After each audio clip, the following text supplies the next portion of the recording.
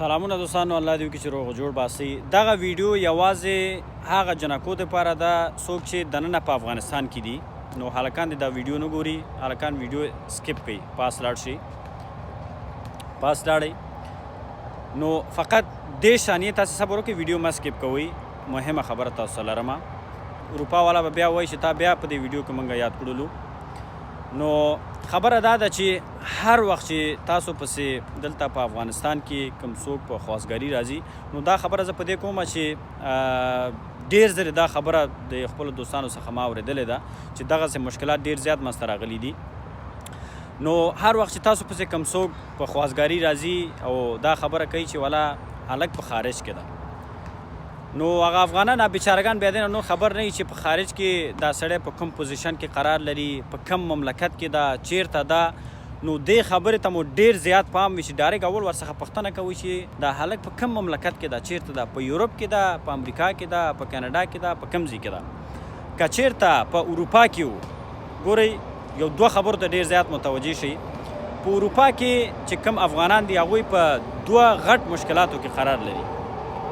لومړنی غټ مشکل خو دا ده چې کله هلته دوی ځي چې تر څو دوی قبولیت اخلي، تقریبا 7 کاله 8 کاله وخت نیسي چې دوی هلته قانوني اسناد واخلي او دوی وکولی شي چې چیرته سفر وکړي. لومړنی سفر تر 7 کالو پورې دوی ته هیڅ ډول اسناد نشته، نه دوی خپله چیرته تللی شي او نه دوی دې ته الیجیبل دي چې دوی د افغانستان څخه کوم څوک اروپا ته ویسي. که هغه خپل میرمن وي، که ماشومان وي، که هر څوک وي، که هر څوک ورڅخه پاتې وي او که نامزادې وي، هغه هیڅ ډول نشي کولی. هغه چې دی اروپا ته فرض مثال یا 1 کال کېږي چې اروپا ته تللی، یا 2 کاله کېږي دلته نامزاد شي. هغه نامزاد بیچاره دلته 6 کاله 7 کاله قرار دلته بیا ناست دی. بیچارهګانو ته خو دا معلومه نه وي چې هلته اروپا کې څه ډول حساب دی، د هغې پروسه څه ډول ده. نو هغوی داسې فکر کوي چې ولا دا نامزاده شي، بس کال 2 کاله وروسته به واده وکړي، یا به هلک دلته راشي، یا به دا جلۍ هلته لاړ شي. دا هیڅ ډول ګوره امکان نه لري. که چیرته تاسې خپل لورګانې په اروپا کې کوم هلک ته تاسې ورکوئ، هغه به 6 کاله 7 کاله په خپل کور به ناست دی. دا یوه مسله.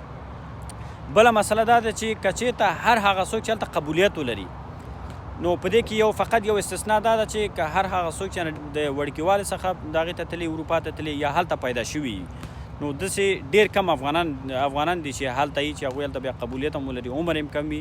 دا بیا ځان ته خبره ده.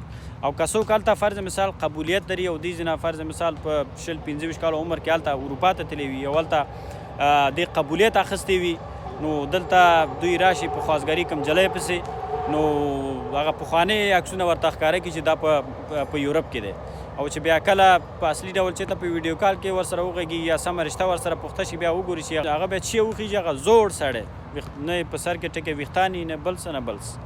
ډېر خلک په دغه جنجالونو کې اخته شوي هم دي چې آخر کې بیا وګوري چې د سړي عمر ډېر زیات دی، بیا په دې کې ډېر زیات جنجالونه رامخته شوي دي. او خبره پاتې شوه د امریکا او د کاناډا.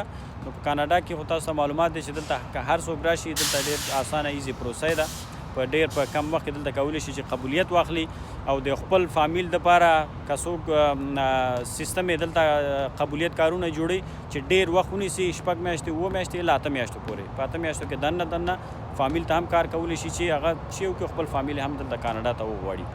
او که چېرته په اروپا کې تاسې داسې تیر وځئ، نو ډېر زیات تاسې پام مو وي، د هغې سټیټس پوښتنه باید تاسې وکړئ.